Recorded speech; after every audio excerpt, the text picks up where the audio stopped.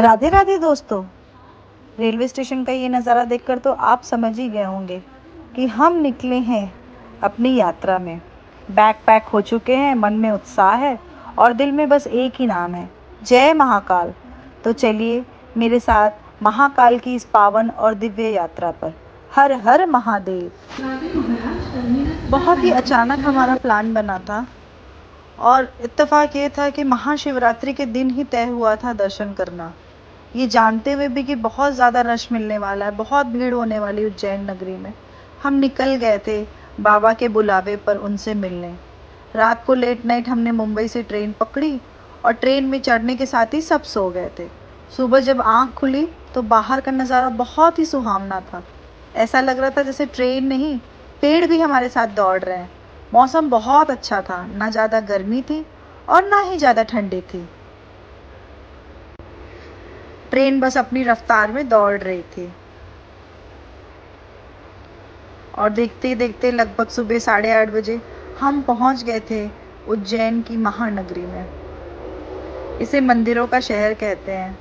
यहाँ मंदिरों के आर्किटेक्ट बहुत ही सुंदर और पारंपरिक शैली से बने हुए हैं।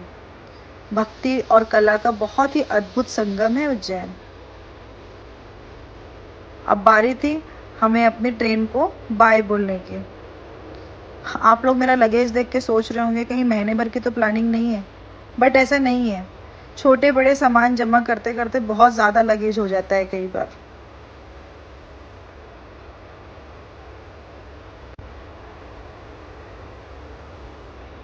और हम पहुंच गए थे उज्जैन की नगरी।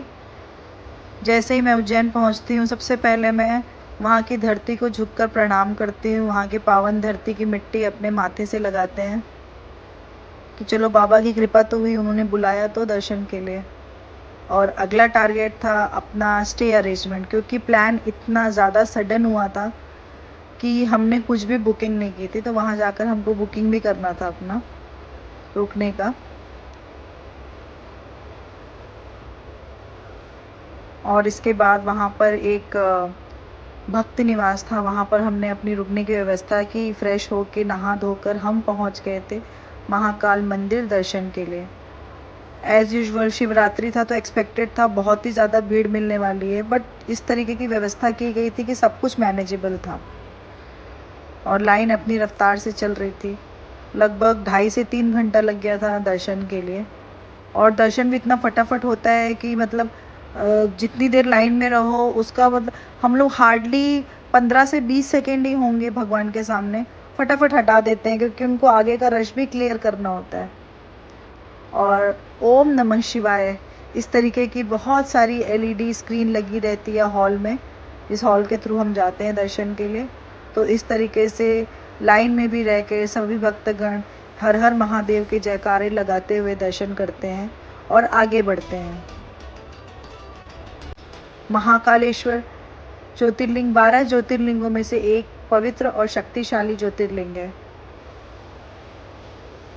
वैसे तो यहाँ पे वीआईपी दर्शन का भी ऑप्शन मिलता है, 250 रुपीज़ टिकट होती है उसकी, लेकिन हमने नॉर्मल दर्शन करना ही डिसाइड किया था।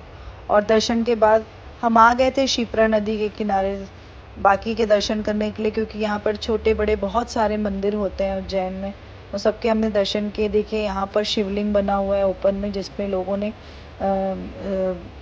जल अभिषेक वगैरह किया था। और इसके बाद खाना पीना खा के दिन भर आराम करने के बाद हम पहुँच गए थे रात की शिप्रा आरती के लिए। पंडितों का मंत्रोच्चार, घंटियों की ध्वनि, दीपों की रोशनी और हर हर महादेव के जयकारे, पूरा वातावरण आध्यात्मिक ऊर्जा से भरा हुआ था। अगर आप उज्जैन आए हैं और अगर आपने शिप्रा आरती नहीं देखी तो आप समझ जाइए कि आपकी यात्रा अभी अधूरी है। दर्शन के बाद जो सुकून मिला है उसे शब्दों में बयां करना बहुत ही मुश्किल है। मन में अपनी यादों को समेटे हुए, दर्शन अच्छे से करते हुए महाकाल की नगरी में बिताए ये पल हमें जीवन भर याद रहने वाले हैं। आप भी जाइए महाकाल के दर्शन करने के लिए। आई होप कि आपको ये वीडियो ज़रूर पसंद आया होगा। जय महाकाल, हर हर महादेव।